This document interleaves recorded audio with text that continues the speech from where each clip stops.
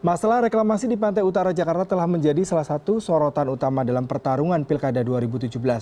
Menjelang Pilkada putaran kedua, masalah reklamasi yang dibawa ke ranah hukum menjadi perhatian utama.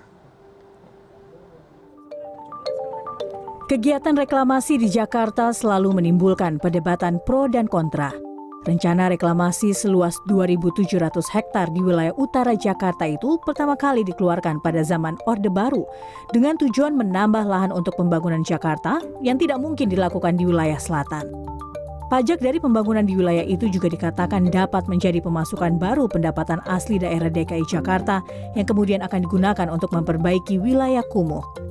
Pendapatan yang mendukung reklamasi mengatakan proyek ini dapat berdampak baik untuk lingkungan, seperti mengantisipasi pasang surut air laut menjadi bendungan untuk menahan kenaikan air laut.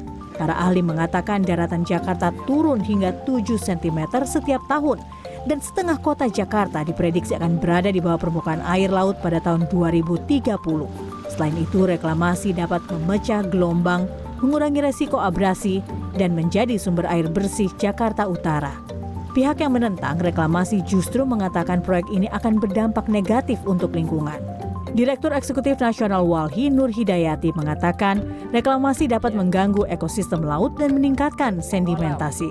Berbagai jenis pohon bakau di Muara Angke dan ribuan jenis binatang laut seperti ikan, kerang, dan kepiting terancam punah akibat penurunan kualitas air yang disebabkan oleh logam berat. Perubahan bentang alam dan aliran air di wilayah Jakarta Utara seperti perubahan tingkat kelandaian, komposisi sedimen sungai, pola pasang surut, dan pola arus laut di sepanjang pantai juga berpotensi memperparah banjir di Jakarta. Kepala Greenpeace Indonesia, Leonard Simanjuntak mengatakan tidak ada argumen dari pihak pendukung reklamasi yang dapat meyakinkan bahwa reklamasi dapat menyelesaikan masalah lingkungan di Jakarta, seperti banjir, penurunan permukaan tanah, dan pencemaran kronis terhadap sejumlah sungai di Jakarta.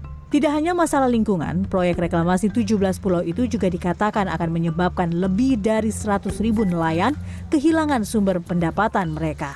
Sejumlah nelayan tradisional di Muara Angke mengatakan pulau-pulau reklamasi yang berjarak sekitar 100 meter dari pantai telah menjauhkan ikan dan mengurangi hasil tangkapan mereka hingga 50%. Beberapa nelayan juga mengeluh harus mengeluarkan biaya tambahan untuk membeli solar. Jarak yang harus mereka tempuh untuk mendapat ikan menjadi semakin jauh karena harus memutari pulau-pulau buatan itu. Gabriela Paulina, CNN Indonesia.